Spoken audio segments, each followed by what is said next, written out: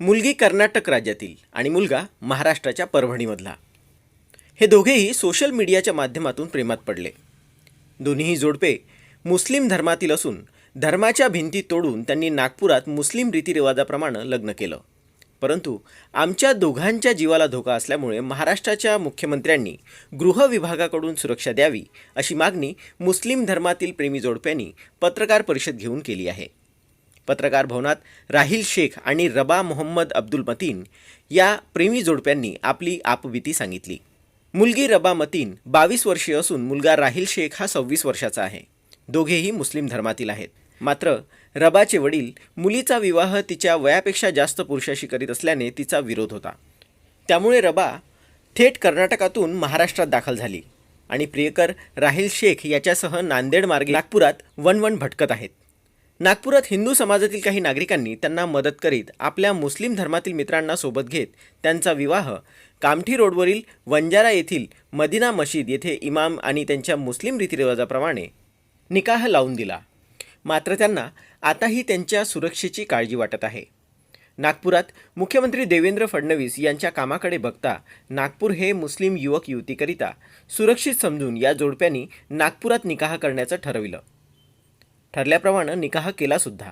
आता मात्र ते गृहमंत्री देवेंद्र फडणवीस यांच्या आश्रयाला येत त्यांच्या नावाने हैदराबाद हाऊस येथे निवेदन देत आम्हाला पोलिसांनी सुरक्षा द्यावी, आम्हाला शांतपणे जगू द्यावे, आम्हाला आमच्या पालकांपासून सुरक्षा द्यावी ही एकमेव मागणी या जोडप्यांनी व्यक्त केली आहे. या जोडप्यानं कर्नाटक राज्यातील पोलीस महासंचालक, महाराष्ट्र राज्याचे पोलीस महासंचालक, गृहमंत्री देवेंद्र फडणवीस, परभणी जिल्ह्याचे पोलीस अधीक्षक यांनाही आपल्या सुरक्षेची मागणी केली आहे. जी, मेरा नाम है रबा महरोज. मेरा फादर नेम है एम ए मतीन और मेरी एज है 22 इयर्स. कल ही शादी हुई हमारी मदीना मदरसे में. कल ही हुई. क्या हुआ आपके साथ में और कैसा डिसीजन था आपका? जी मेरे फादर सडनली आके बोल दिए कि मेरी शादी करनी है. मेरे से कुछ ज़्यादा एज थी, 40. मेरी 22 है ना, उसकी 40 या 42 होंगी. उनसे शादी करा देते बोले तो मैं अर्जेंटली घर से निकल गई. नेक्स्ट डे जैसे ही उन्होंने मेरे को बोला, नेक्स्ट डे मैं निकल के मैं बस लेके नांदेड़ पे आके इनको कॉल करी कि अगर आप नहीं हैं मेरे को लेने तो मैं सुसाइड कर लेती. Then suddenly he came and pickup and then we came here. आपकी क्वालिफिकेशन क्या है? मेरी क्वालिफिकेशन 11th. मेरी 12th. नागपुर आके क्या किया आपने? नागपुर आके हम निकाह करने के लिए गए ना, काजी साहब से मिले. निकाह हुआ आपका? जी हाँ, कल ही हुआ. अभी क्या डिमांड है? जी, वी नीड पुलिस प्रोटेक्शन. क्यों? क्योंकि हमको खतरा है ना हमारे फादर से. मेरी जान को भी है, इनकी जान को भी है और इनके घर वालों को स्पेशली. फादर क्या कह रहे हैं? किस तरह की धमकी दे रहे हैं? जान से मार देते या फिर फेक केसेस में फंसा देते. फेक केसेस कुछ भी, अब उन्होंने कुछ भी कर सकते हैं. हम कैसे बोल सकते हैं उनका माइंड से. कौन बोले? आपके फादर बोले? जी. क्या नाम है फादर का? M A Matin. आपने कहा कि सऊदी अरब से कोई लोग आते हैं इससे शादी करते, वो क्या किस्सा है?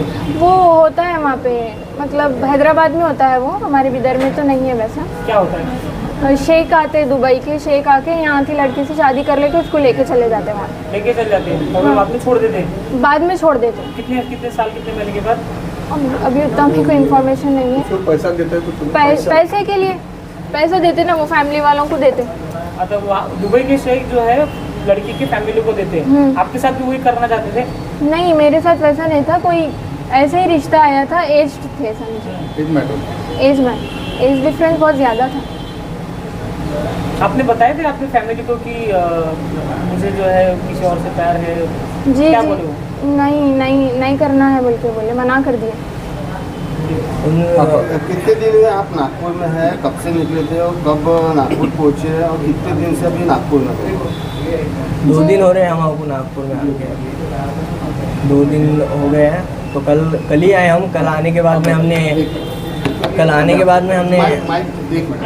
आते ही हमने पहले निकाह कर लिया है. वैसे हमें बाहर भागते अभी 2 तारीख को हम घर से भागे थे. तो भागते हमें बहुत टाइम हो गया. हम सिर्फ भटक रहे हैं इधर उधर.